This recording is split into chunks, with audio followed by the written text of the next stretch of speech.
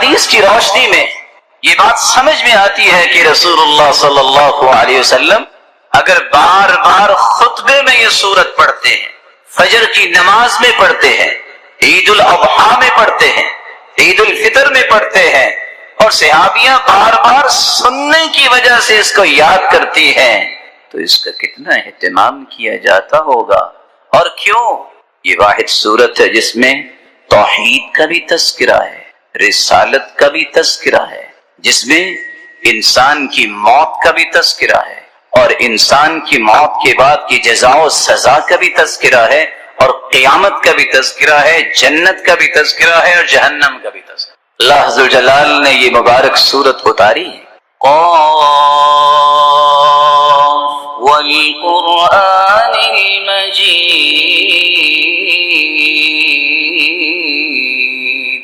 بل عجبوا ان جاءهم منذر منهم فقال الكافرون هذا شيء عجيب۔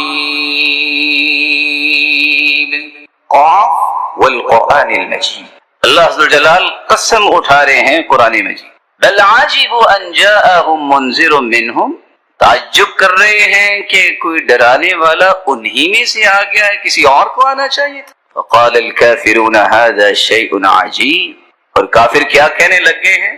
بڑے تعجب کی بات ہے، ہم میں سے کسی چودھری کو نبی بنایا جاتا، اس کو نبی بنا دیا گیا ہے۔ اور تعجب کس بات پہ کر رہے ہیں؟ أَإِذَا مِتْنَا وَكُنَّا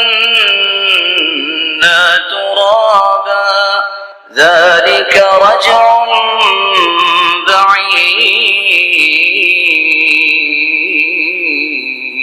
قَدْ عَلِمْنَا مَا تَنقُصُ الْأَرْضُ مِنْهُمْ وَعِندَنَا كِتَابٌ حَفِيظٌ بل كذبوا بالحق لما جاءهم فهم في أمر مريج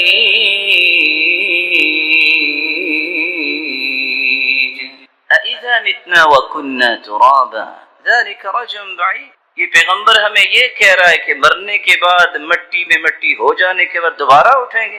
سمجھ نہیں آتی۔ کس کو سمجھ نہیں آتی؟ کافر کو سمجھ نہیں آتی۔ مومن کا تو ایمان ہے۔ قد علمنا ما تنقص الارض منهم، اللہ ذو الجلال فرماتے ہیں ہم جانتے ہیں کہ زمین کس کس کو کھا گئی ہے۔ وعندنا کتاب حفیظ، اور ہمارے پاس ایسی کتاب ہے جو حفاظت کرنے والی ہے، سب چیزیں اس میں معلوم ہیں، لکھی ہوئی ہیں کہ کس نے کب مرنا ہے اور کس کو کب موت آئے گی، یہ سارا ریکارڈ مرتب ہے، اور اس میں کسی قسم کا کوئی خلل نہیں آئے۔ بل كذبوا بالحق لما جاءهم، ان کے پاس جب قرآن آ گیا، اللہ کا پیغمبر آ گیا، انہوں نے اس کو ٹھکرا دیا، اس کا انکار کر دیا۔ فهم في امر مريج، اور ابھی تک اس بات میں تذبذب کا شکار ہے، الجھاؤ میں پڑے ہوئے ہیں کہ قیامت آئے گی۔ مومن کسی الجھاؤ کا شکار نہیں ہوتا، کافر الجھتے ہیں، پتہ نہیں یہ کیسے ہو سکتا ہے کہ انسان مر جائے اور دوبارہ زندہ ہو جائے۔ أَفَلَمْ يَنظُرُوا إِلَى السَّمَاءِ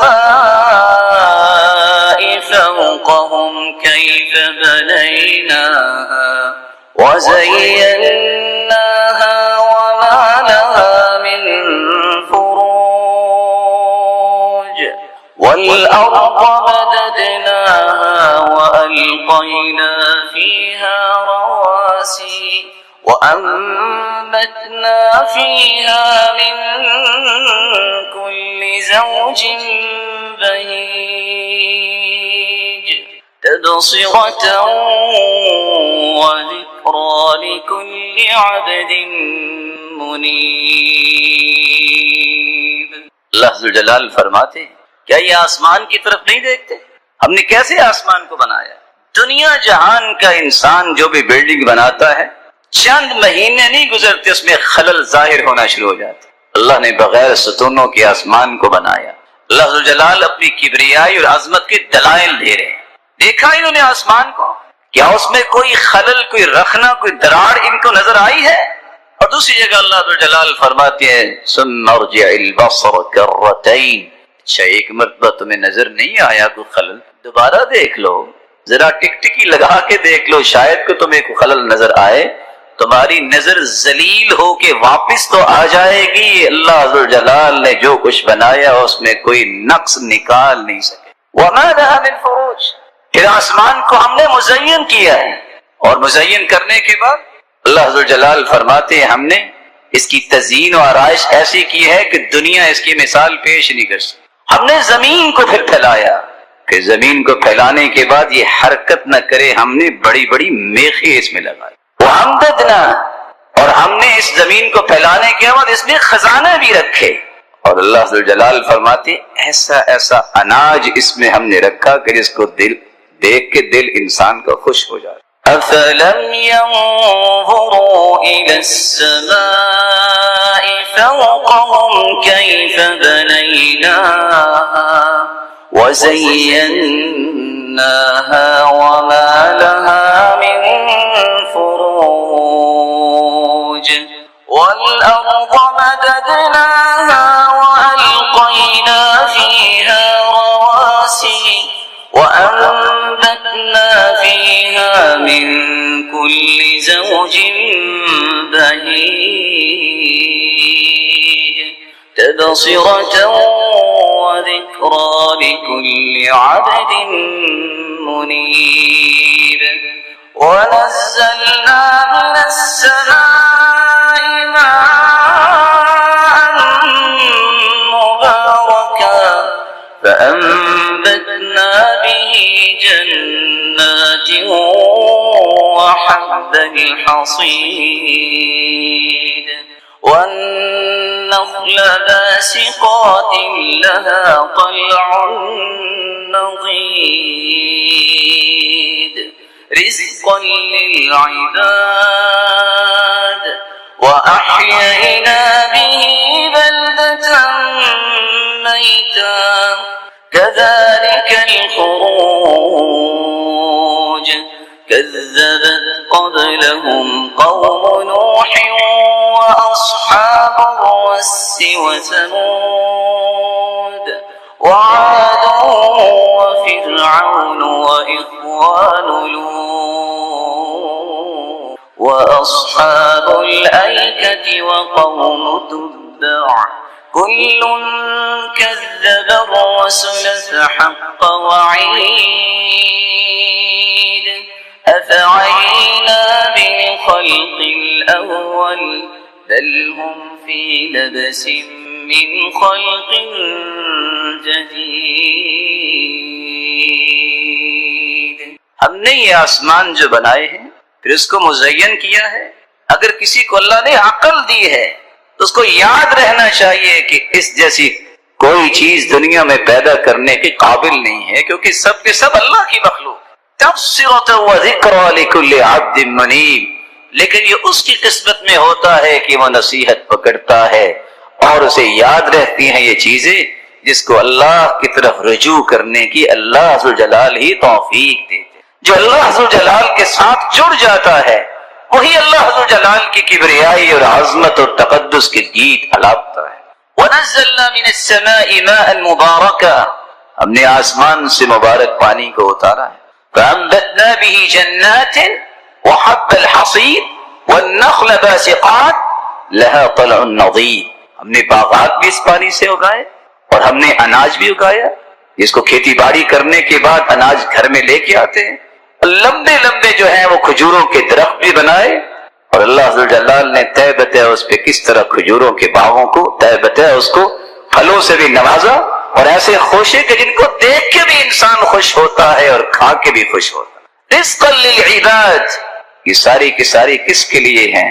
اللہ فرماتے ہیں میں نے اپنے بندوں کے لیے رزق بنا کے نازل کیا۔ وَأَحْيَيْنَا بِهِ بَلْدَةً مَيْتًا، جس طرح بنجر زمین پہ پانی پڑتا ہے تو کس طرح ہریالی آ جاتی ہے، وہ علاقے بارونق ہو جاتے ہیں، جس طرح بنجر زمین سے مردہ زمین سے یہ سب کچھ نکال سکتے ہیں اللہ ذوالجلال، تو مارنے کے بعد دوبارہ زندہ بھی کر سکتے۔ کذبت قبلہم قوم نوح، قوم نوح نے بھی انکار کیا تھا، لیکن قوم نوح کے انکار کا نتیجہ انہوں نے دیکھ لیا، اللہ نے ڈبو کے مار دیا۔ واصحاب الرس وثمود، اور اسی طرح لوگوں نے بھی انکار کیا تھا جو عادی اور سمودی تھے، اور عادیوں سمودیوں سے پہلے اصحاب الرس، پرانے کنویں والے، عہد قدیم کی بات ہو رہی ہے۔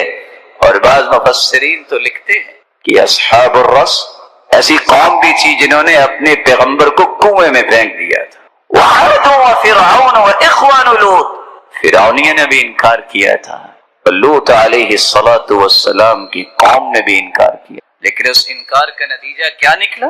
اللہ ذوالجلال نے ان ساری کی ساری قوموں کو عبرت بنا دی۔ واصحاب الایکۃ وقوم تبع کل کذب الرسل فحق وعید۔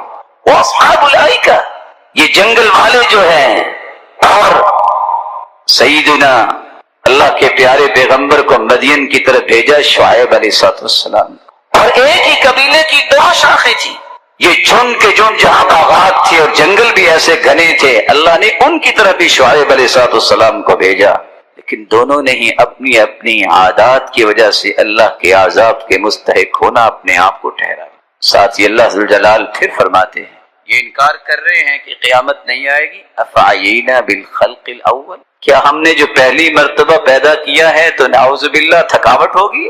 بل ہم فی لبس من خلق جدید، یہ تو قیامت کے دن کے بارے میں تذبذب کا شکار ہے، اس میں شک میں پڑے ہوئے ہیں کہ قیامت آئے گی کہ نہیں آئے گی۔ قیامت آئے گی، اس میں شک کرنے والا مومن نہیں ہو سکتا، وہ کافر ہی ہوتا۔ کچھ لوگوں کا کہنا ہے کہ کیسے انسان، یہ وہی شک جو اس قوم نے کیا تھا آج بھی آ گیا۔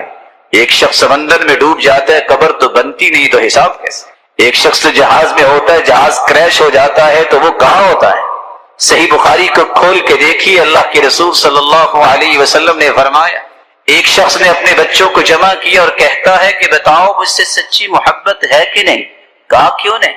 تو کہنے لگا اگر تم میرے بیٹے ہو، اذا انا مت، جب میں مر جاؤں، فاحرقونی ثم ذرونی، تو مجھے جلا کے راکھ بنا دینا، اور میری راکھ کو ہواؤں اور فضاؤں میں اڑا دینا اور سمندر اور دریاؤں میں بہا دینا۔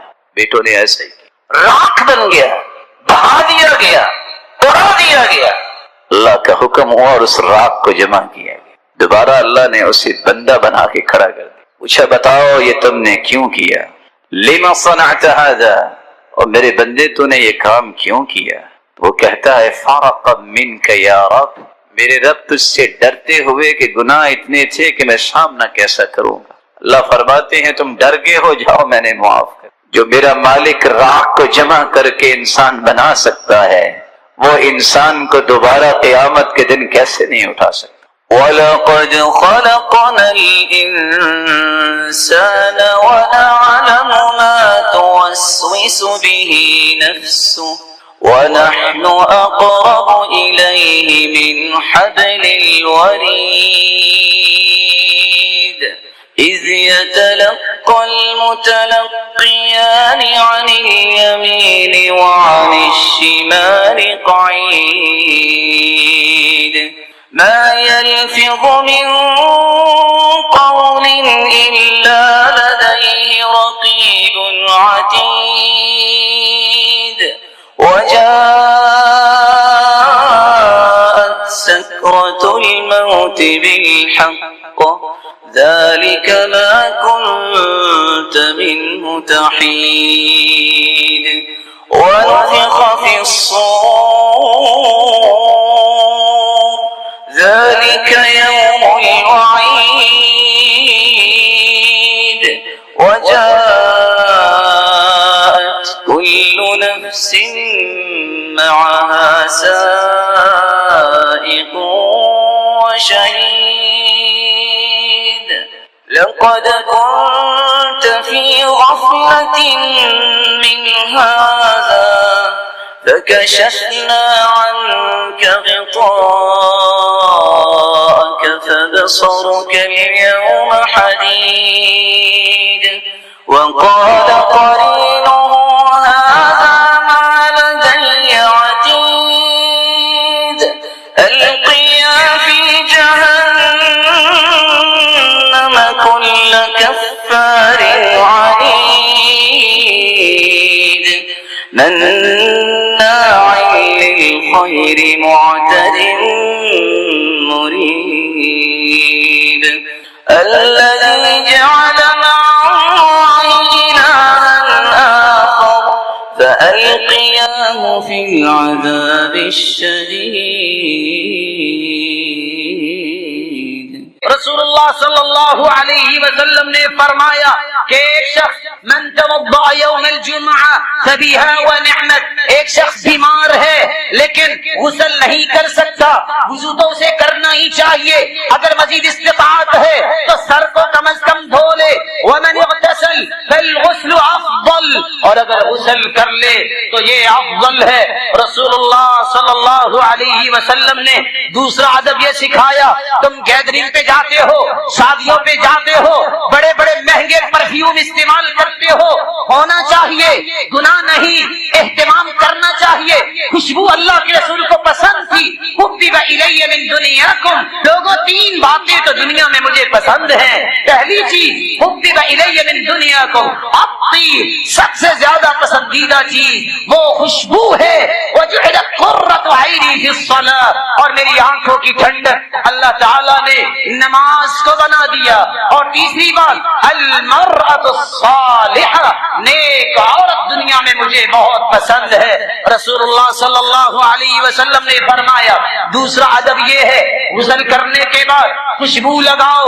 اور تیسرا ادب یہ ہے لباس لبس من احسن ثیابی، پھٹا پرانا لباس نہیں، یہ دھوکے والا تقوی، یہ صوفیانہ تقوی شریعت میں اس کی کوئی قدر نہیں، بلکہ اللہ کے رسول کا فرمان ہے من لبس لباس الشہرہ، جو شہرت کا لباس پہنتا ہے، مال ہے، نعمت ہے، سب کچھ ہے، لیکن پھٹا پرانا لباس پہن کر متقی ثابت کرنا چاہتا ہے، البسہ اللہ ثوب مذلہ، قیامت کا دن ہوگا اس جھوٹے دعوے کی وجہ سے ذلت کا لباس اس کو پہنایا جائے گا. ثم یلہم فیہ النار، پھر اس کے لباس میں آگ لگا دی جائے گی. تو دنیا کے اندر جھوٹے اپنے آپ کو پیش کرتا تھا.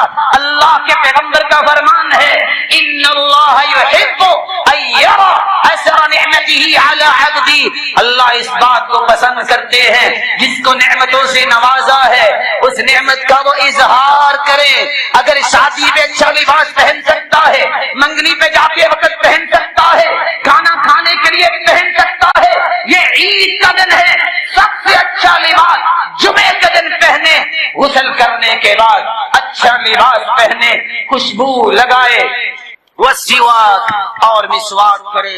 رسول اللہ صلی اللہ علیہ وسلم نے یہاں تک فرما دیا کہ اگر انسان کے پاس خوشبو نہیں ہے تو اسے اپنے بالوں کو درست کرنے کے لیے وَيَدَّهِنَ مِن دُهْنِ، اپنے بالوں کو کم از کم تیل لگا لے، اتنا مال نہیں کہ خوشبو لائے. وَكَانَ يُكْسِرُ تَسْرِيحَ لِحْيَتِهِ، آپ اپنی داڑھی مبارک کے بالوں کو بڑے اچھے انداز سے بار بار درست کرتے. اور آپ نے سمجھایا تھا امت کو بکھرے ہوئے بال یہ مسلمانوں کے نہیں ہونے چاہیے. ایک شخص آیا جس کے بال بکھرے ہوئے ہیں، آپ نے فرمایا الیس فی بیتہ ما یسکن رأسہ، کیا اس کے گھر میں پانی بھی نہیں کہ اپنے بالوں کو سیدھا ہی کر کے آ جاتا؟ انما هو شیطان، یہ تو شیطان ہی لگ رہا ہے. یہ بکھرے بال جو درست نہیں ہوتے، اللہ کے رسول کی زبان بول رہی ہے یہ تو شیطانوں کی مشابہت ہے. اور پانچواں ادب یہ ہے جو صحابہ نے سیکھا کہ ہر جمعے کو صحابہ اپنے ناخن کاٹ لیا کرتے تھے. اللہ سے ڈر جائیں وہ عورتیں جو یہودیوں کی نقالی کرتے ہوئے ناخنوں کو لمبا کرتی ہیں، اور حیا اور شرم ان بھائیوں کو بھی آنی چاہیے. بلا شبہ یہ ہاتھ مٹی میں بھی لگتے ہیں، بلا شبہ انسان کے ہاتھ ہیں، انہی ہاتھوں سے پکنے والا کھانا کیسے پسند کرتے ہیں. صحابہ ہر جمعے کو اپنے ناخن کاٹا کرتے. ہو مسلمان، ہو مومن، ہو اللہ کی جنت کی امید رکھنے والا اپنے گھروں میں ایسی باتوں کو پسند کیسے کرتا ہے؟ رسول اللہ صلی اللہ علیہ وسلم نے چھٹا ادب یہ بیان کیا ہے کہ جب انسان مسجد میں آئے جلدی مسجد میں آ کے بیٹھ جائے، اور بیٹھے کہاں؟ امام کے کریم كان رسول اللہ صلی اللہ علیہ وسلم اذا استوى على المنبر استقبلناه بوجوهنا، ہم جب مسجد میں آتے تو ہم اپنے چہروں کو اللہ کے رسول کی طرف کر لیتے۔ روایت بتاتی ہے کہ اس چھٹے ادب سے پہلے یہ کام کرنا ضروری ہے۔ اگر وقت مل جائے، اگر انسان میسر نہیں وقت، تو شام سے پہلے تو ہو جانا چاہیے۔ وہ کیا ہے؟ من قرأ سورۃ الکہف فی یوم الجمعہ، جو جمعے کے دن سورۃ الکہف پڑھ لیتا ہے 3 انعامات سے نوازا جاتا ہے۔ کان لہ نورا ما بین الجمعتین، اگلے 8 دن اللہ تعالیٰ اسے روشنیاں عطا کر دیتے ہیں، اس کی سوچ میں روشنی، اس کی فکر میں روشنی، اس کے قول و عمل میں روشنی۔ دوسرا انعام غفر له ما بین الجمعتین وفضل 3 ایام، جو سورۃ الکہف پڑھ لیتا ہے 10 دن کے گناہوں کو اللہ معاف کر دیتے ہیں۔ تیسرا انعام عصم من فتنة الدجال، اگر دجال بھی آ جائے گا تو اللہ اس شخص کو دجال کے فتنے سے محفوظ فرما دے گا۔ اس لیے سورۃ الکہف کی تلاوت کیجئے، کثرت سے درود پڑھیے، صبح کے وقت ہی یہ ذمہ داری ادا کیجئے۔ اللہ کے رسول صلی اللہ علیہ وسلم نے فرمایا من صلی علی 10، جس نے صبح کے وقت 10 مرتبہ درود پڑھا اور شام کے وقت 10 مرتبہ درود پڑھا، کنت لہ شفیعا یوم القیامہ، میں قیامت کے دن اس کا سفارشی بن جاؤں گا، میری سفارش کے بغیر کوئی جنت میں نہیں جائے گا۔ اور حدیث کے الفاظ ہے جو 1 مرتبہ درود پڑھتا ہے اسے 5 انعامات سے نوازا جاتا ہے۔ کتب اللہ لہ 10 حسنات، 10 نیکیاں اس کے نام اعمال میں لکھ دی جاتی ہے۔ ومحا عنہ 10 سیئات، 10 گناہوں کو معاف کر دیا جاتا ہے۔ ورفع له 10 درجات، 10 درجات کو بلند کر دیا جاتا ہے۔ وصلی اللہ علیہ وملائکته 70 صلاۃ، 70 رحمتیں اللہ نازل کرتے ہیں اس بندے پر، اور 70 مرتبہ فرشتے اس کی بخشش کی دعائیں کرتے ہیں۔ فلیقل عبد من ذلك او لیکثر، جو زیادہ رحمتیں چاہتا ہے وہ زیادہ درود پڑھ لیا کرے، اور جو رحمتوں سے محروم ہوتا ہے وہی یہ کام نہیں کرتا۔ اللہ رب العزت ہمیں زیادہ سے زیادہ درود پڑھنے کی توفیق عطا فرمائے۔ مسجد میں آ کے صحابہ بیٹھتے، اللہ کے رسول صلی اللہ علیہ وسلم کی طرف اپنے چہرے کر لیتے اور غور سے خطبہ سنتے، جمعے کی نماز پڑھتے، اور اللہ کے رسول صلی اللہ علیہ وسلم کے اس فرمان کو یاد کیجئے ایک مرتبہ پھر، اس میں جو وقت ملتا ہے دعا کرتے اللہ ہمیں معاف فرما دے۔ حتیٰ کہ اللہ کے رسول پہلا خطبہ بھی کھڑے ہو کے دیتے، دوسرا خطبہ بھی کھڑے ہو کے دیتے، درمیان میں بیٹھ جاتے اور بیٹھے بیٹھے بھی لوگوں کو کوئی نیکی کی بات ہی بتاتے یا اللہ کا ذکر ہی